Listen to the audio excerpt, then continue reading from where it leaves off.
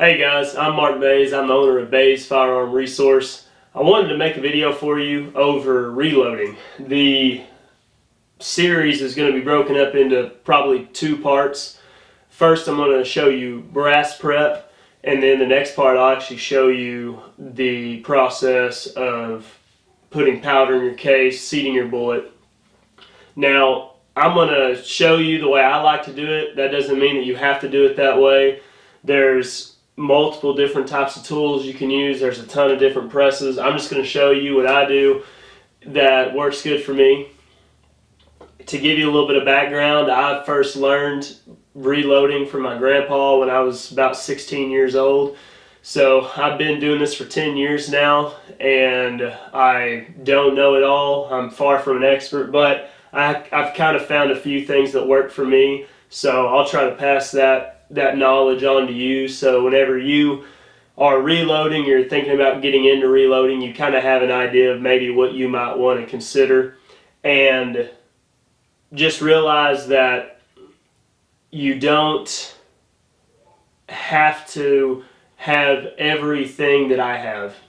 The stuff I've got, I picked up over time. Really, you need a press, you need your dies, and you need some essential tools. But some of the things I'm going to show you are just pieces of equipment that I like to use just to maybe get a little bit more consistency and help my accuracy. So with that being said, I'm going to go through and show you the process that I do to prep my brass for reloading. Alright, so first of all, I'm going to be reloading in this video for my 6.5 Creedmoor. I use a Federal gold medal match case with a large rifle primer. And the first thing that I do, these are all spent cases from shooting and hunting. And the first thing I want to do is I'm going to throw these into my tumbler. So I'm going to put these in here. I'm going to put all 51 of them in there. And I'm just going to let those tumble for a few hours. They're not real dirty. Bolt action rifles don't get very dirty. But I do want to go ahead and let them tumble so they will be nice and polished up. Get the inside of that case polished up. And you don't have to spend a lot of money on a tumbler. And you don't even have to have a tumbler. There's some guys who don't even use them. But you don't have to spend a lot of money. This is a Frankford Arsenal. It's a little over $100 if I was to guess. But I use I don't even know the particular median that I use. Regardless of what median you use to tumble your brass in, just do it for a few hours, long enough to get some of that carbon built up, if there is any, just some of that grime, some of that dirt off of your cases, so they'll be nice and polished up. They'll look good, they'll load a little bit smoother, and so we're going to let these tumble for a few hours. Alright, so these tumbled for about 2 hours, and that's plenty of time to get that coat of dust and grime off of them, and see, you got a nice shiny piece of brass. And it cleaned out the inside. The primer pocket is still not quite cleaned out. What we're going to do next is we're going to resize and deprime these, and then we're going to put them back inside the tumbler for them to tumble a little bit longer. Alright, so we're about to resize this brass, and for right now, for the video's sake, I'm just going to show you one. But I'm going to do these to all that we tumbled. But first of all, of course, you want to make sure you got your resizing and depriming die. And I was actually talking to a friend today, and he was having some issues with his shoulder bump. And he wasn't bumping his shoulder far enough back. What we mean by that is, of course, the shoulder on the case. If you don't resize it completely, then it's not going to chamber right. You're going to have a tight bolt whenever you go to push it down to chamber it. You're going to have a tight chambering with that bolt, and you can create some excess pressure that you just don't want to deal with. So you want to make sure you bump that shoulder all the way back. And how you do that, whenever you're using a full length sizing die, you want to make sure you have it set up to where the base of your shell holder contacts the bottom of your resizing die.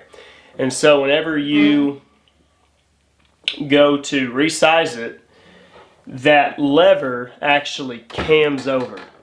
It contacts, and then the handle on your press goes ahead and cams over. That's how you know you're fully resizing the brass. Now, what I'm going to use is some unique Hornady case lube. You can use a ton of different stuff to lube your cases. You do want to lube them because they can get stuck if you're not careful, and I've stuck some cases before. Only 223, but use some kind of case lube. Now, you don't want to use a whole lot. This stuff is kind of a creamy gel type lube, and it works well. Whenever I'm doing a small batch, I'll just get some on my fingers, not a whole lot, and then I'll just put a little bit around the case, and then I'll go ahead and set it in the die, run it up. It cammed over. You can hear the primer being removed, and then mine kind of sticks sometimes, and it has to do with the depriming pin, and so I'm going to have to get a little bit violent with it. It hasn't done anything to hurt my case, but I'm going to have to go ahead and muscle it, and you kind of hear that sound. It don't sound real pleasant, but as you can see, I've deprimed my brass, and that has been fully resized. I bumped my shoulder back, and you always want to go ahead and clean off all that excess lube. So I take a rag and I just wipe it down, get the extra lube off. You don't want that on your case as you're going to reload, or especially whenever you go to chamber. You don't want that excess gunk. So I clean it off and I inspect it. I make sure, and I look at the mouth of the case and the shoulder. If you use too much lube, sometimes you'll actually dent that shoulder. It gets built up into your die. So you just want to be mindful of those things. And so that's how you fully resize a piece of brass. You bump that shoulder back. And now what we're going to do is we're going to put this right back in the tumbler, and we're going to tumble it for maybe another hour. I know it's maybe not necessary, but what that does is it gets inside the primer pocket and it cleans that out. It's just one extra step, but you might as well go ahead and take the extra time and do a good cleaning. Once again, you don't have to. There's some guys who don't bother with tumbling their brass at all, but like I said, it's something that I like to do just to be good and thorough. Alright guys, so I've got all my cases resized and deprimed.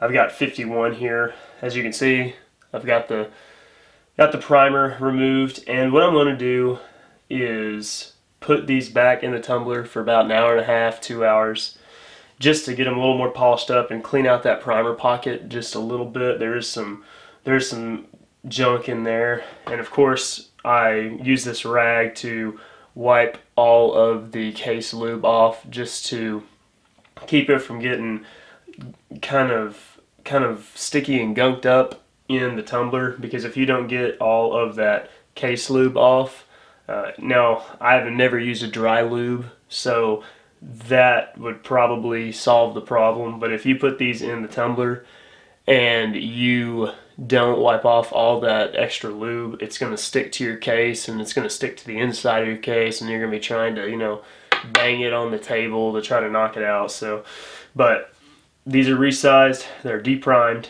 Once we get done tumbling, then we're going to go through the process of trimming the brass. We're going to clean out that primer pocket. We'll do just a quick little flash hole deburr, and then these will be ready to be primed and charged and seat a bullet in them.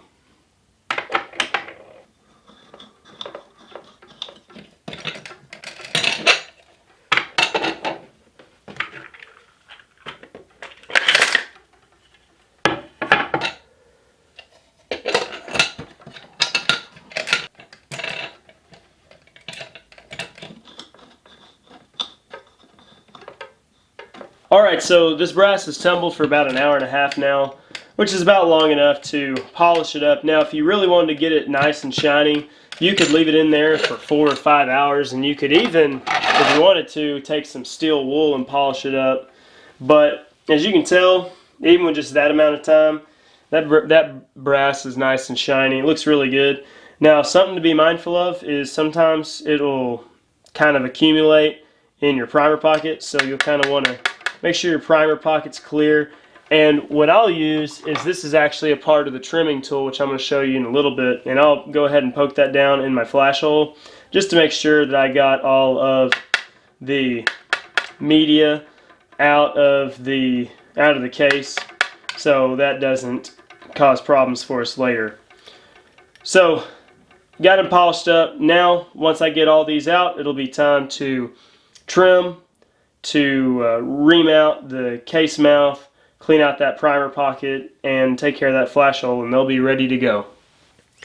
Alright guys, now I'm going to show you the process that I use to get my cases prepped for priming. And so what I'm going to do, there's probably going to be some people who think that's a bit excessive and you don't have to do all that, and then there's going to be other people who think I didn't do nearly enough.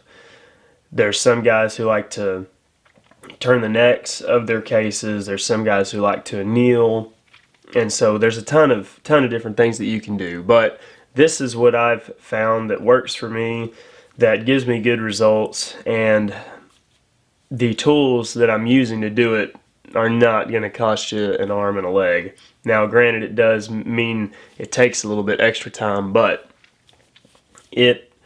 for the money I've spent, I feel like this little system works well to make some good consistent loads. So first of all, I've got my resized D-prime brass, and so what I'm going to be doing now is, first I'm going to take my flash hole deburr tool.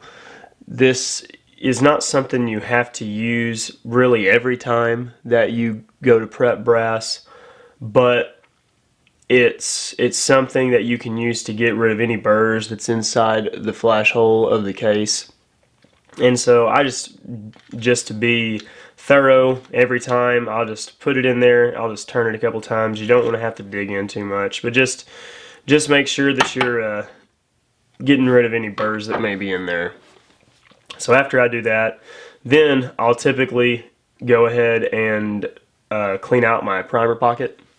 So this is a Lyman primer pocket uniformer. So it's not technically a primer pocket cleaner, but what I've found is it works just the same. I stick it in there. I just turn it. Oh, sorry, this is my small rifle one. So here you go. Here's my, this is a KM large rifle pocket primer pocket uniformer. So I'm just going to put that in there, and you can, as you can tell, you can put that on a drill if you want, but I just turn it by hand a few times, get some of that junk out.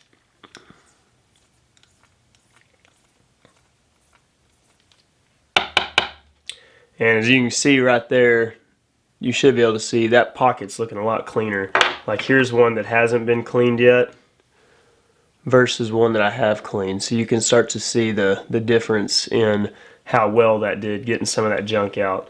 Like I said, there's some guys who don't think it's really that necessary, but it doesn't take much time, and it's something that maybe will help your primers seat a little bit more consistently.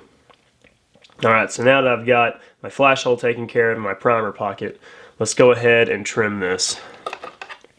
So the trimming system that I use is a Lee. And so it comes with this shell holder and base.